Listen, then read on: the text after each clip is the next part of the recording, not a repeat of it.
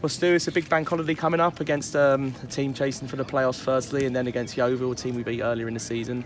You look forward to the set games? Yeah, they're all good games and exciting games in this league, and when it comes to the bank holidays, they come back to back very quickly.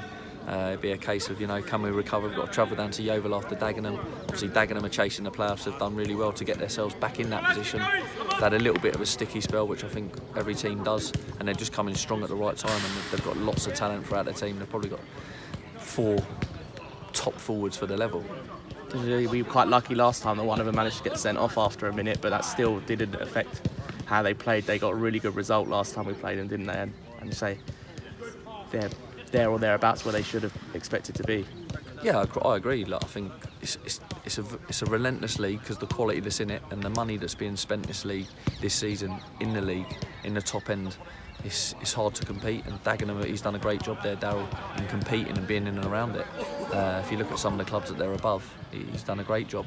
Obviously, they're desperate for the 3 points, and so are we. Like I said, for us, we want to finish as high up the league as we can.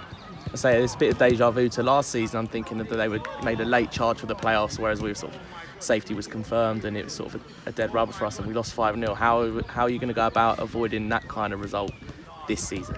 Look, I think we've been competitive in pretty much every game this season. I think we've got a competitive squad with lads that are competitive, and they do have that mentality that they want to win. So I'd like to think that it wouldn't be a game like that. I think last season when we played them, obviously we'd furloughed seven of our senior players, so we're kind of playing with a depleted squad. And Dagenham can do that to you, though. They have that much quality on the pitch that they can do that, and they can score goals out of absolutely nothing when you're in the game. So, we've got to be wary of their quality and stuff like that, and we've got to make sure that we're on it. We're going to have to be proper on it on Saturday to make sure that if we're going to get anything from the game. Is it difficult to sort of motivate when you come up against a team who do have something to play for at this stage of the season, rather than against us, who are safe? I think you can always look at that. I think at Altrincham on Saturday, you look at our result, we lost 4-2, but the crazy thing is when you watch the video back, it's a little bit of a smash and grab from Altrincham, 4-2. For the first time this year, George has made a couple of errors and cost us, but he's been absolutely outstanding this year, and we said to him after the game, look, the amount of games you've saved us in and the amount of points you've won us, and the 1+ that it didn't really affect anything because, like you say, we are safe, but the lads gave everything. We probably still could have won the game. It was 4-2 in the end, but we were in control. After 7 minutes of the game, you come away from the game, and even when you're reflecting on it on the day, you can always come away and you think, did we deserve anything from the game? And then you look at the result and you think 4-2 and you think, no, you're a little bit dreamy. But when you actually watch the game back, we're a better team. They've got good quality around the top end of the pitch again, and they hurt us. And I say it's a tough result Saturday, but you managed to get Coops back in the squad. How is the squad looking ahead of these big 2 games?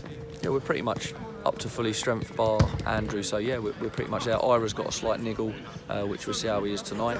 But yeah, we're pretty much there. We've been pretty much in and around the full squad for probably the last 4 to 5 weeks, with a couple of niggles here and there. Look, lads are carrying niggles at this stage of the season. That's just the way it is. It's been relentless. The games come thick and fast in this league, and they're hugely competitive. So we've got niggles within the camp, but no one that's injured that won't be involved. Is that exactly what you want going into 2 games in 3 days? Is everyone expected to feature? Yeah, I think you do need the bodies over it, because you're going to pick up unexpected injuries over the course of Saturday and then travel all the way down to Yeovil on the Monday. So yeah, look, it's what the squad's for, and you do need the squad in when it comes to the bank holiday weekends.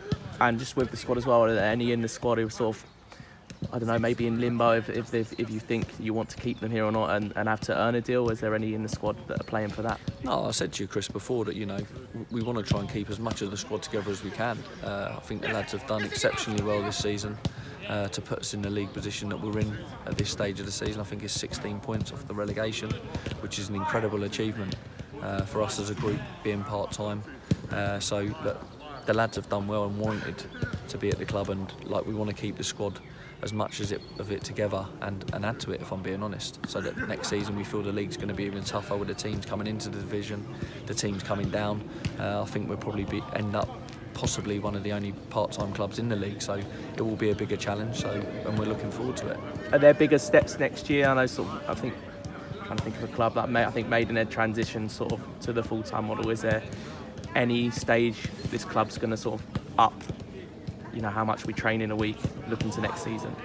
Look, I think it's always hard. I think you're always looking at ways of gaining advantages, about maybe trying to add a morning and stuff like that. But we've just got to see how it all works out financially and stuff like that. Look, we don't want to put the club under any pressure. The board and Rory have been brilliant with us as a management team and as a club, and we're doing everything we can to make sure that it's right for the football club, so that we don't end up as one of those clubs that end up in financial trouble just to try and go to that full-time model before we can. So we've just got to take small steps like we're doing and keep working hard off the pitch and keep working like the lads are working so hard on the pitch for us.